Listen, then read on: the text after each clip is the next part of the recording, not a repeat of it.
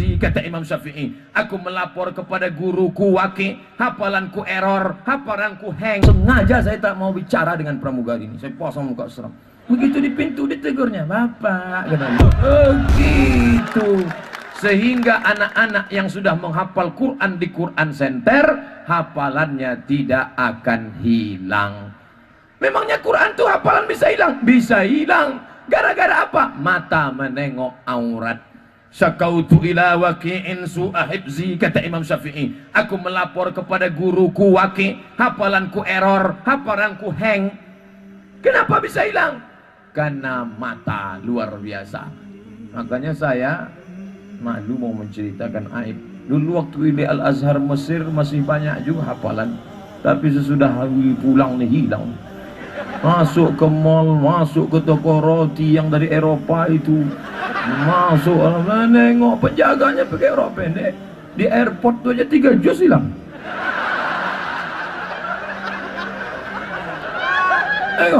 Tengok lutut kiri sejus, lutut kanan 1 juz. Berbalik dia pinggang 2 juz. Astagfirullah. Makanya saya kalau udah undangan keluar kota naik pesawat, cemana lah nanti. Di dalam pesawat tuh bolak-balik dia lewat. Saya udah sengaja saya tak mau bicara dengan pramugari ini. Saya pasang muka seram. Begitu di pintu ditegurnya, "Bapak," katanya. La ilaha illallah. Awak ada pakai baju koko, pakai peci, ditegurnya juga. Saya sengaja sembunyikan tiket. Ditanya, "Nomor berapa?" Tengok tiketnya, ramah betul dah pula dia. Tadi pas mau turun, datang pula itu pilotnya mau ngajak selfie. Ustaz Somad ya, berdoa saya mudah-mudahan pramugari ini jangan ngajak selfie. Imam dari Palestina, hafal 30 juz Quran di kepala, diundang di masjid. Orang Palestina ini makanannya itu roti, tak bisa dia makan lontong sayur, mencret.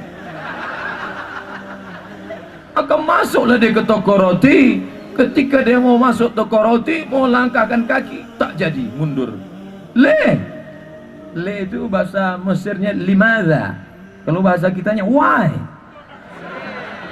Kenapa kamu tak masuk ke dalam? Kata dia, "Aku takut hafalanku hilang menengok lutut-lutut rok pendek. Biarlah tak sarapan pagi, asal hafalan jangan hilang." Masuk dia lagi ke mobil. Datang Ustaz Somad, masuk aja ke dalam. Ambil roti, ambil bayar. Jamaah nanya, "Ustaz nggak takut hafalannya hilang?" Udah lama hilang. Maka kalau kita mau menyelamatkan hafalan anak-anak kita ini, maka keluarlah perda. Semua perusahaan asing menghormati budaya daerah setempat. Kalian tak mau pakai jilbab, oke, yang non muslim, tapi pakai.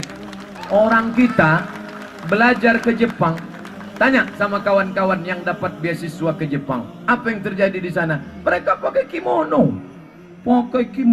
bawa samurai, padahal pesek hitam.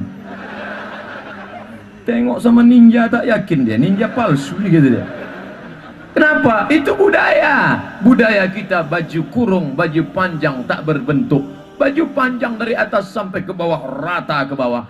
Datang setan berbisi, ambil kabel, ambil kabel, ambil kabel. Dia ambillah kabel, diikatlah pinggang tadi. Inilah yang merusak nih. Laki-laki ini jenisnya 3, bawah, atas, tengah. Yang bawah ini tak tahan menengok betis. Asal nampaknya betis berkunang-kunang. Yang satu lagi tak tahan menengok ke atas. Asal nampaknya ke atas, error. Yang satu lagi tak tahan menengok ke tengah. Asal ke tengah, hang. Maka sejak datang agama Islam, Islam indah di bawah naungan syariah. Kalian perempuan menutup aurat bukan menjaga diri kalian, tapi menjaga laki-laki yang tak tahan menengok ke atas, menengok ke bawah, dan menengok ke tengah. Adapun yang laki-laki belum menikah dengan yang sudah menikah, indah di bawah naungan syariat Islam. Kau sudah menikah, kau berjalan di tengah jalan, kau tengok ada perempuan cantik, pulanglah ke rumah. Kenapa? Apa yang ada pada perempuan itu ada juga di rumah. Kalau kau belum menikah, kau banyak-banyak puasa sunat.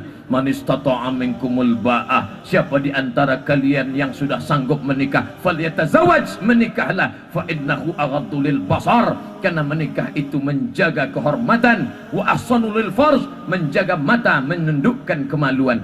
Faman lam yastati, siapa yang tak sanggup, fa alaihi bisaum, banyak-banyak puasa sunat. Ingat, hari Rabu tanggal 23 sama dengan 1 Zulhijjah, puasa sunat 9 hari, Rabu, Kamis, Jumat, Sabtu, Ahad, Senin, Selasa, Rabu, Kamis. Jumat Idul Adha jangan puasa karena banyak daging kambing. Puasa sunat 9 hari, bagus. Yang lajang-lajang, Ustaz Somad, kami belum menikah, libido seksual tinggi, gimana nih Ustaz? Kau banyak-banyak puasa sunat. Memangnya kalau puasa sunat libido seksual hilang Pak Ustaz? Insya Allah hilang. Kalau masih ada tenaga, gunakan. Untuk apa? Berenang. Tak ada duit untuk di kolam Pak Ustaz. Ini kan tepi laut. Renang tepi laut. Memangnya kalau saya banyak berenang, insya Allah hilang libido saya. Kalau kau berenang sampai ke tengah, bukan cuma libido seksual yang hilang, kau hilang sekalian. Apa ibu yang dimuliakan Allah Subhanahu wa ta'ala.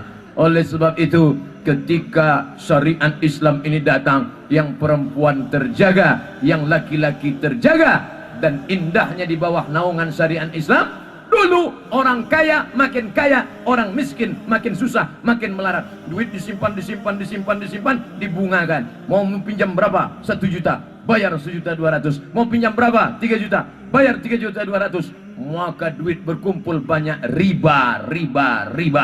Datang ekonomi syariah Islam, lalu kemudian dijadikan murabahah, bagi hasil.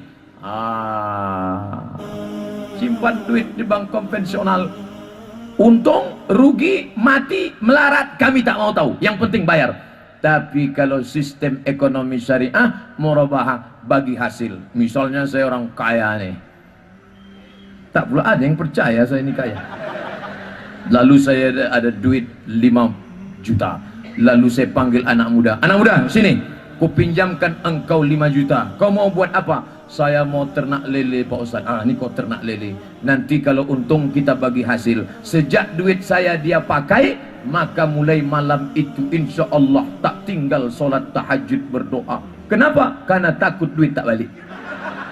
Asal terdengar suara petir menggelegar, hujan turun, ya Allah, jangan sampai hujan lebat sehingga lele-lele dia itu hanyut, ya Allah. Karena kalau lele yang hanyut tak balik duitku itu nanti, ya Allah. Datang pula satu anak muda lagi, Pak Ustaz, saya mau minjam modal 10 juta dengan akad murabahah, pakai bagi hasil. Kau mau ternak apa? Saya mau ternak ayam Pak Ustaz. Oke, kasih ternak ayam. Sejak dia pinjam duit untuk ternak ayam, makin khusyuk berdoa. Kenapa? Karena kalau ayamnya ini mati, ayamnya ini stres, maka dikasih nasihat, dibuat pelatihan ternak ayam. Jangan kau ternak ayam di dekat airport ya. Kenapa? Karena kalau dekat airport banyak pesawat, ayam ini mudah terkejut. Asal didengarnya suara pesawat merajuk, ada yang tak mau kawin, ada yang stres, ada yang mati, ada yang tak mau makan. Maka tak boleh beternak ayam dekat airport. Maka dengan itu semangat berdoa.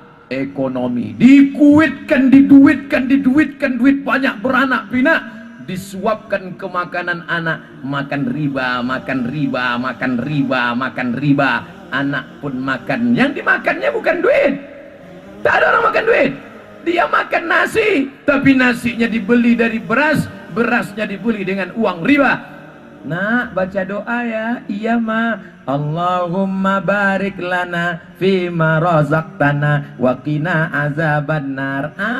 Yummy. Satu piring nasi riba masuk ke dalam mulut, dikunyah, berubah menjadi darah bergumpal di dalam jantung, menyembur naik ke atas otak pikirannya haram.